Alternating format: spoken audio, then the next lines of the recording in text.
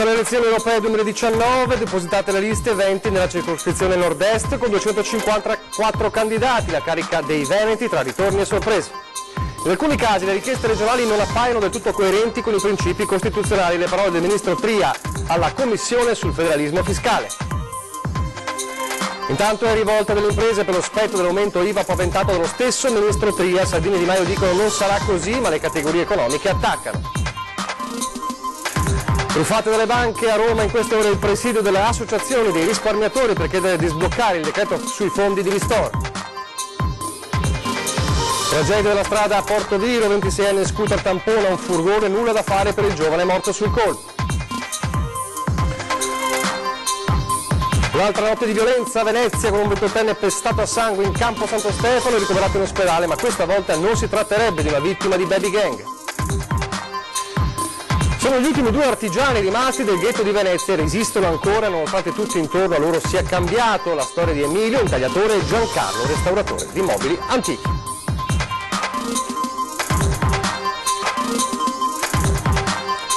Telespettatori di Antena 3, buongiorno, bentrovati. La prima edizione dei nostri telegiornali, la politica in primo piano. Parte ufficialmente la corsa per le europee del 26 maggio con le liste depositate e la carica dei candidati, anche ovviamente dei veneti, tra ritorni e sorprese. La corsa alle elezioni europee del 26 maggio entra nel vivo con la presentazione delle liste, 20 quelle della circoscrizione nord-est per 254 candidati. Ben diverso il clima rispetto alla precedente tornata del maggio 2014, quando alla parte del Leone la fece il Partito Democratico e la Lega cercava di ripartire dopo lo scandalo che travolse il suo leader Umberto Bossi. Le previsioni della vigilia parlano di un carroccio pronto al colpo grosso. Tra i favoriti il segretario veneto Gian Antonio D'Arè, a seguire Paola Ghidoni, Rosanna Conte, Ilenia Rento. Quotazioni in calo invece per il PD, che presenta nella lista tra gli altri Achille Variati, Alessandra Moretti, Antonio Silvio Calò, il professore, che ha accolto a casa sua alcuni migranti, e Laura Puppato. In casa 5 Stelle Antonio Candiello, protagonista delle battaglie in difesa dell'ambiente a Porto Marghera, e poi Simone Contro e Ulderica Mennella. Momento delicato anche per Forza Italia, che schiera il sindaco di Jesolo Valerio Zoggia, Roberta Toffanin, Matteo Tosetto, Emanuele Crosato e Anna Leso. Forza Italia che perde Elisabetta Gardini, che la settimana scorsa ha detto addio al partito. Oggi appare nella lista di Fratelli d'Italia insieme a Sergio Berlato e Remo Sernaggiotto. Nelle liste cosiddette minori, che puntano alla soglia del 4%, troviamo Più Europa Italia con l'ex grillino Davide Borrelli, Forza Nuova, Casa Pound, e poi tra gli altri Gilet Arancioni, il Partito Animalista e ancora il Popolo delle partite IVA e il Nuovo Partito Pirata. Adesso parliamo del ministro Tria che ha mandato un po' in subbuglio le categorie economiche ieri parlando del spettro dell'aumento dell'IVA, ma oggi è tornato invece a parlare di autonomia perché era in audizione alla commissione bicamerale sul federalismo fiscale e ha parlato anche ovviamente di autonomia. Allora sentite questo brevissimo estratto dal suo intervento in commissione, in cui ha parlato di alcune richieste regionali per quanto riguarda l'autonomia che non appaiono del tutto coerenti con i principi costituzionali. Sentite. Per quanto concerne il tema degli effetti finanziari dell'eventuale definizione di intese ai sensi del terzo comma dell'articolo 116 della Costituzione, segnalo che in alcuni casi le richieste regionali non appaiono del tutto coerenti con i principi costituzionali. Tali richieste sono spesso inerenti a materie diverse da quelle elencate nella Costituzione e che pertanto, vista la tassatività del disposto costituzionale, non possono essere oggetto di attribuzione. Ha poi aggiunto Tria, mentre parlava sempre in audizione, il richiamo alla Costituzione è doveroso, ma d'altra parte non è stato messo in dubbio che queste intese possano andare oltre e incidere sulle materie di esclusiva pertinenza dello Stato. È solo, ha detto, una riproposizione di una questione di principio che è stata ribadita dal Ministero delle Finanze dall'inizio. È stato chiarito, ha aggiunto, e non abbiamo riscontrato nessuna discussione su questo punto, e quindi queste intese possono benissimo andare avanti, un po' anche per tranquillizzare ovviamente dopo la prima parte delle parole in cui parlava parlava di poca coerenza di alcune richieste del percorso sull'autonomia, parole comunque che ovviamente fanno riesplodere il dibattito, come hanno fatto esplodere il dibattito le parole sempre del ministro Tria sull'ipotetico aumento dell'IVA, stoppato subito da Salvini e Di Maio, ma un'ipotesi che resta in piedi, e immediate sono state le reazioni delle categorie economiche e anche del mondo delle imprese. Ci vuole un governo che sappia governare, semplicemente. L'imprenditore Paolo Fassa non ci gira tanto intorno, gli industriali trevigiani non accolgono certo di buon grado l'uscita del ministro dell'economia Giovanni Tria, che dice senza alternative l'IVA aumenterà.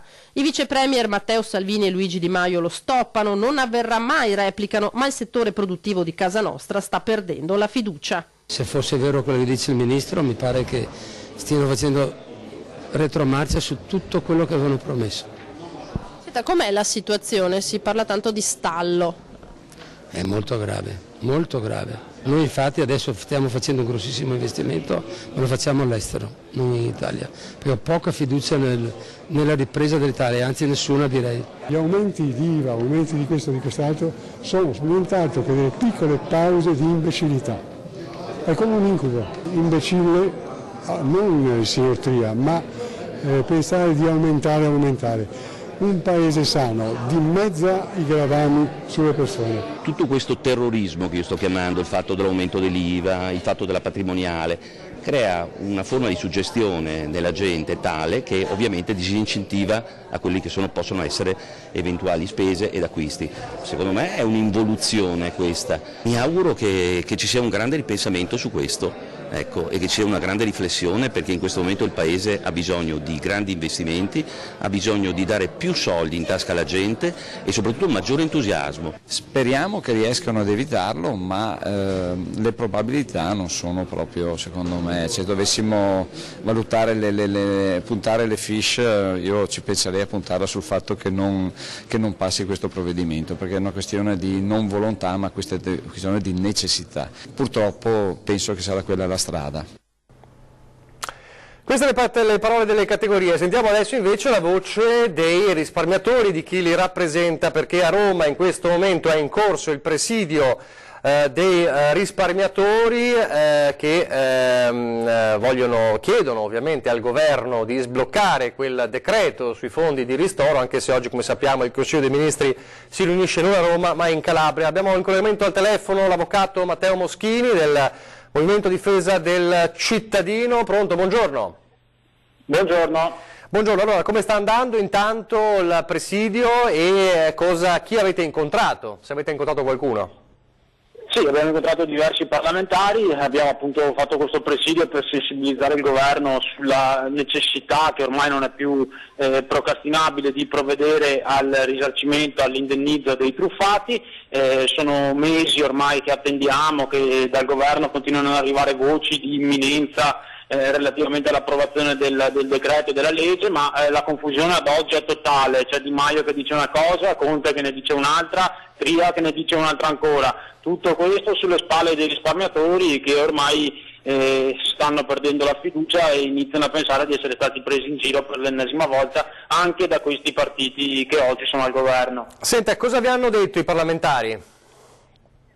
Ma naturalmente tutti i parlamentari dei vari schieramenti sono convinti sul fatto appunto che la questione non sia stata gestita bene e che il governo appunto abbia fatto troppa confusione relativamente ad un provvedimento su cui appunto si erano impegnati in maniera estremamente importante in campagna elettorale. Loro naturalmente per quello che possono cercheranno di fare pressione appunto sui partiti di governo per fare in modo che sblocchino in tempi brevissimi. Non dimentichiamoci che Di Maio il 16 aprile aveva dichiarato che entro 48 ore ci sarebbe stata la legge e quindi appunto anche loro stanno cercando di agire in questo senso, fare in modo che ai risparmiatori arrivino gli indennizi promessi da tempo immemorabile ormai. Senta, le chiedo un'ultima cosa, qualche giorno fa lei era ospite a Ring, c'era anche Simone Bonino del Movimento 5 Stelle, dicevano insomma entro giovedì si firma il decreto, ma siete fiduciosi? Oggi è giovedì, com'è la situazione? Avete sentore? Oggi appunto c'è il Consiglio dei Ministri, noi appunto avevamo chiesto l'incontro al Premier Conte per oggi proprio perché c'era il Consiglio dei Ministri, peccato però che si siano trasferiti in Calabria e quindi non sia stato possibile per noi incontrare il Premier Conte e speriamo che Borile abbia ragione e quindi se così fosse oggi appunto ci sarà il decreto, la legge a favore dei risparmiatori. Quindi in attesa. Grazie allora, grazie all'avvocato Matteo Moschini e ovviamente a tutti i risparmiatori. Poi questa sera ovviamente vi racconteremo la giornata romana delle associazioni che sono andate in presidio, ovviamente l'obiettivo era quello di parlare con il governo, ma il governo non c'era. La cronaca adesso con la tragedia della strada, purtroppo l'ennesima, ancora una volta una giovane vita spezzata, stavolta a Porto Viro in provincia di Rovigo, una giovane Diego Paganin di 26 anni che è morto in un incidente avvenuto poco prima delle 8 nella zona dove abitava. Secondo la prima ricostruzione era in sella uno scooter che ha tamponato un furgone ed è finito sotto le ruote del mezzo. I vigili del fuoco giunti sul posto hanno estratto il corpo del giovane, ormai però deceduto. Sul posto anche la polizia locale di Porto Viro e l'ambulanza del SUEM 118. Un altro incidente, stavolta nel Padovano, tamponata e lasciata lì da sola. Un'atleta disabile di Tombolo è riuscita ad andare in ospedale da sola. Non solo l'hanno travolta in retromarcia a un'area di Tombolo con una manovra azzardata, ma l'hanno anche lasciata da sola, senza soccorsi. E lei, Antonella Munaro, 54enne, in carrozzina da quando ne aveva 22, si è dovuta arrangiare. Non riusciva a scendere velocemente dalla sua auto a causa della disabilità e l'investitore se n'è andato, disinteressandosi del tutto della salute di chi aveva investito. Raggiunta da sola all'ospedale di Campo San Piero, per Antonella la prognosi è di una costola fratturata. A Venezia adesso con un'altra notte di violenza, un giovane pestato a sangue in centro storico, questa volta però indagano i carabinieri, ma questa volta pare che non si tratti di un raid del baby gang di cui si è parlato in questi giorni, ma ci fa il punto della situazione la nostra Ilaria Marchiori da Venezia. Ilaria. Buongiorno da Venezia, c'è stato un altro pestaggio in centro storico, è successo lunedì pomeriggio in campo Santo Stefano, a poco distante dall'Accademia. Pugni, calci, spintoni, vittima un 28enne di origine albanese, l'hanno fatto cadere a terra, ha sbattuto la testa e ha riportato una frattura al cranio. Attualmente il 28enne è ricoverato all'ospedale All'Angelo di Mestre, i medici decideranno nelle prossime ore se dovrà addirittura essere operato.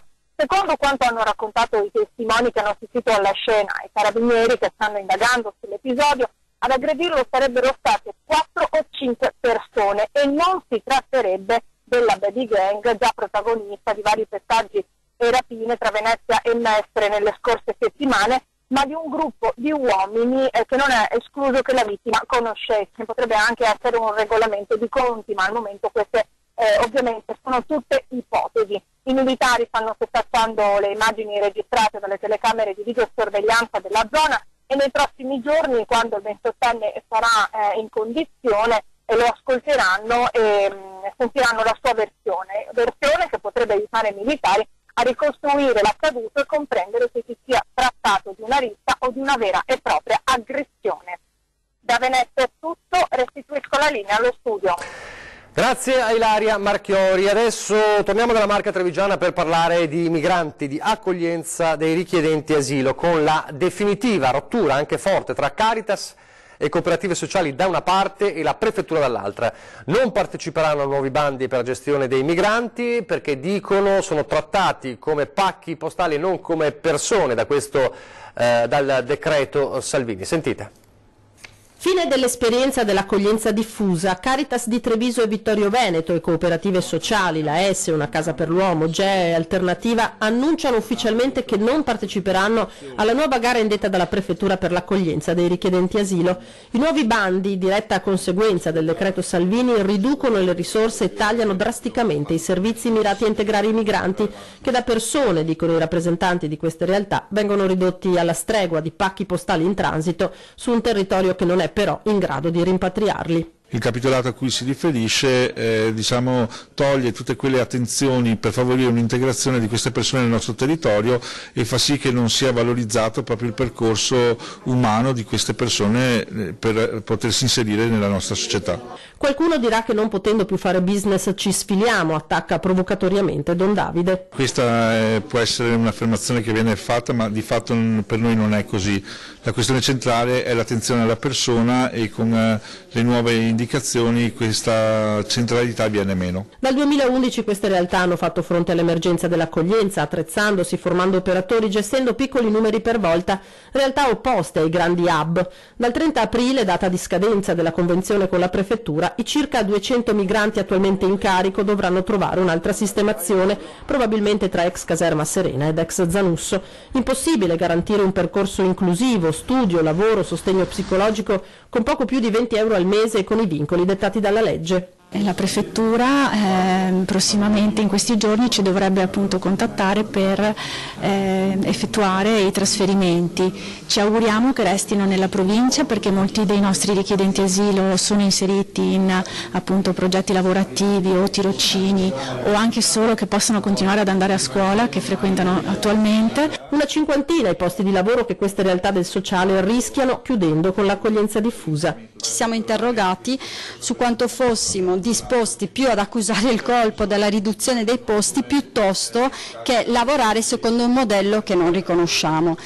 Ci siamo risposti che preferiamo investire le nostre risorse in altri progetti, ecco. È comunque un problema per noi in questo momento. Si smantella lo SPRAR, si disperdono competenze ritenendo che la questione immigrazione di massa sia archiviata, ma la Libia è un tappo pronto a saltare, dice Don Davide, e se succederà, magari di qui a un anno, la struttura per far fronte a una nuova emergenza non esisterà più.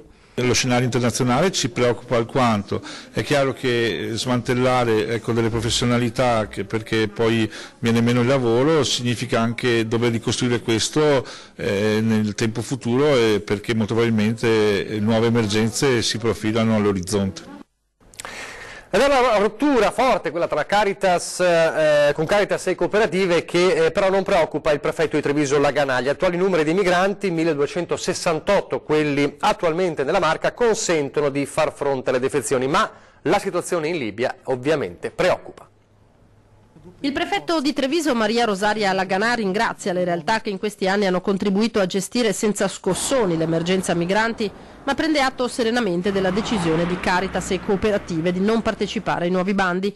Nella Marca i richiedenti asilo oggi sono 1268, numeri che consentono di ricollocare senza affanno gli stranieri attualmente in carico alle realtà che da fine mese chiuderanno con l'accoglienza diffusa. Alcune associazioni o alcuni soggetti, per fortuna non tanti, devo dire, che ci consentirà di mantenere i posti che ancora necessitano e non hanno ritenuto di proseguire con motivazioni che io adesso nel dettaglio non conosco, ma per quanto mi è stato riferito nei tavoli che sono stati seguiti dai miei funzionari fanno riferimento o a una scarsa remuneratività della nuova convenzione che si profila o anche una non condivisione appunto sulla rimodulazione dei servizi. Decreto Salvini e nuova legge a parte, c'è un quadro complessivo in mutamento secondo il prefetto, in cui rientrano anche i 105 potenziali esuberi alla nuova Facility, società che gestisce i centri alle ex caserme Serena e Zanusso. Anche questo è un dato di fatto di cui ci preoccupiamo e ci dispiace, ma d'altro canto, a meno che non si immaginasse una emergenza senza fine, era anche prevedibile che bloccandosi gli sbarchi, riducendosi quindi il numero delle presenze di richiedenti asilo, anche le esigenze di gestione e quindi evidentemente anche delle persone impegnate si potesse ridurre. Dall'altra parte del Mediterraneo però la situazione è tutt'altro che tranquilla. I prefetti lo sanno e stanno a guardare con attenzione e non senza senso critico. La situazione in Libia preoccupa per tanti motivi, certamente anche la previsione di 800.000 persone che debbano spostarsi in Europa, torno a dire, non è tanto il fatto di farli sbarcare, è l'accoglienza che poi sia in grado e l'integrazione che sia in grado di garantire a queste persone. Non credo che il sistema messo in atto in questi anni, che pure è servito a mantenere una situazione di relativa tranquillità, abbia però funzionato né poteva funzionare secondo me per come è strutturato in una reale integrazione che evidentemente si riferiva a centinaia e centinaia di persone. Pochi istanti di pubblicità e torniamo subito.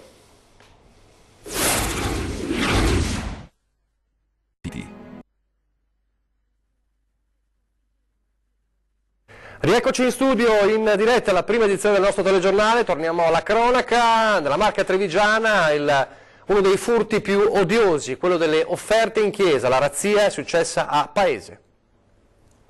Si è intrufolato in chiesa mescolandosi fra i fedeli, poi in un attimo ha afferrato la cassetta delle offerte ed è uscito senza farsi vedere. Un furto compiuto martedì mattina. Ad accorgersi di quanto accaduto il parroco, che nel pomeriggio si è recato dai carabinieri per sporgere denuncia.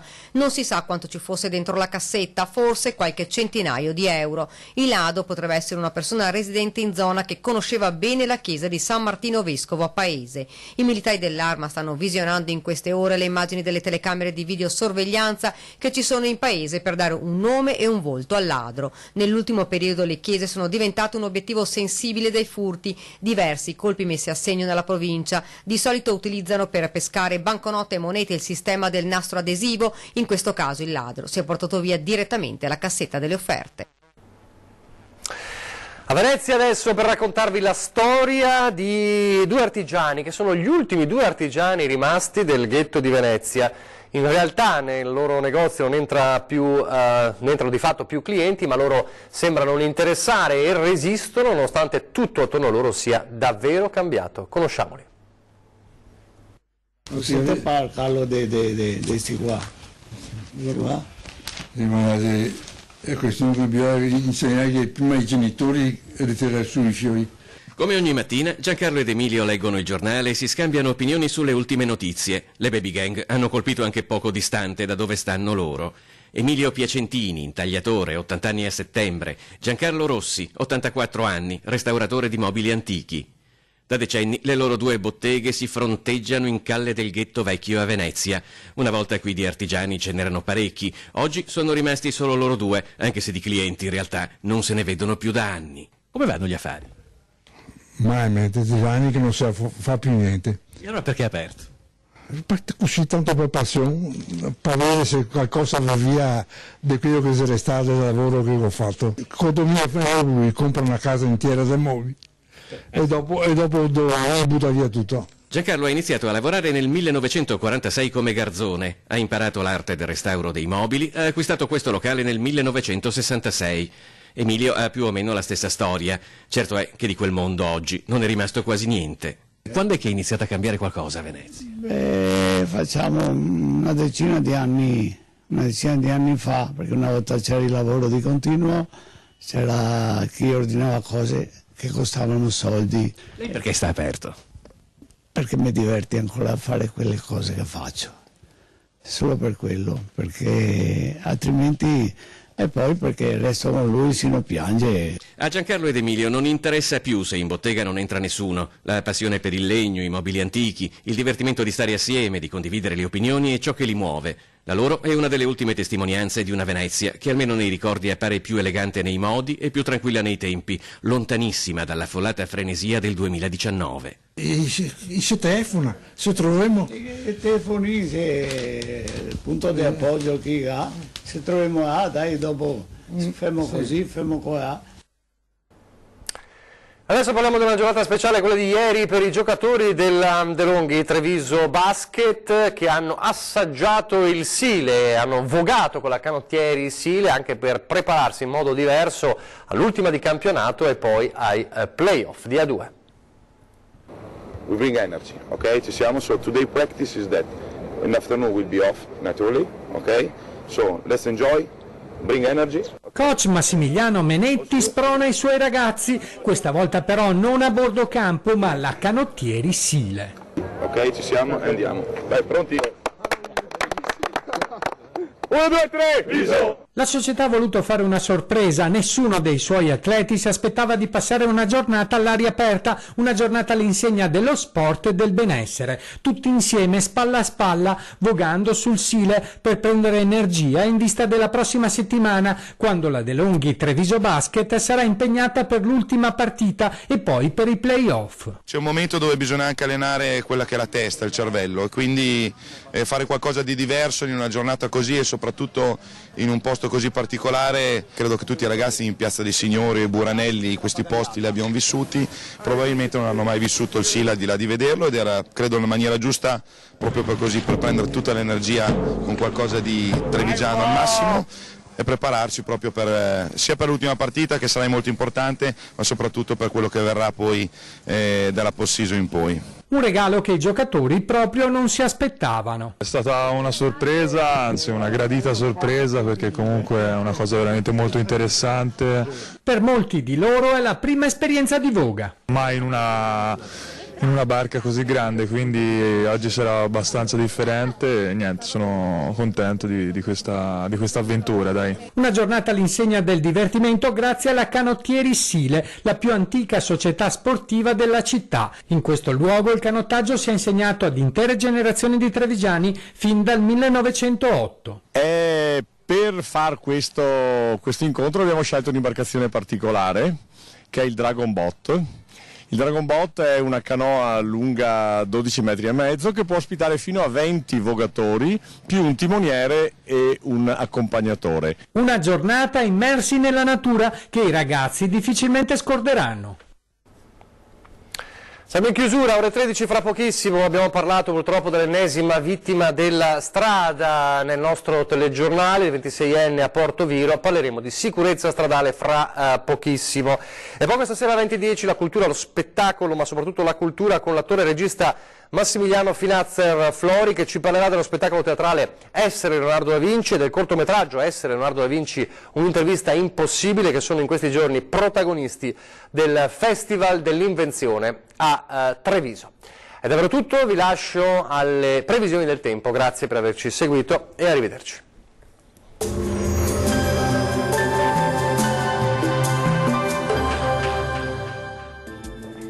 Ben ritrovati al meteo. La presenza dell'alta pressione garantirà ancora condizioni di tempo asciutto e stabile sulle nostre regioni, ma vediamo il dettaglio di giovedì 18 aprile. Sul Veneto sarà soleggiato, il cielo si presenterà al massimo poco nuvoloso, non si escludono solamente degli isolati piovaschi pomeridiani sui monti del Bellunese. Temperature minime tra 6 e 11 gradi, massime comprese invece tra 17 e 20 gradi. Sarà bel tempo anche sul Friuli Venezia Giulia, dove avremo un cielo sereno pressoché dappertutto, qualche addensamento sui rilievi ma senza ulteriori conseguenze. Temperature minime tra 8 e 12 gradi, massime comprese invece tra 19 e 20 gradi. Situazione pressoché simile sul Trentino Alto Adige, con tanto sole sulla nostra regione, il cielo infatti si presenterà al massimo con presenza di poche nubi a carattere sparso. Temperature minime tra 7 e 8 gradi, massime sui 20 gradi circa. Bene, dal meteo di Antenna 3 per ora è tutto. Arrivederci.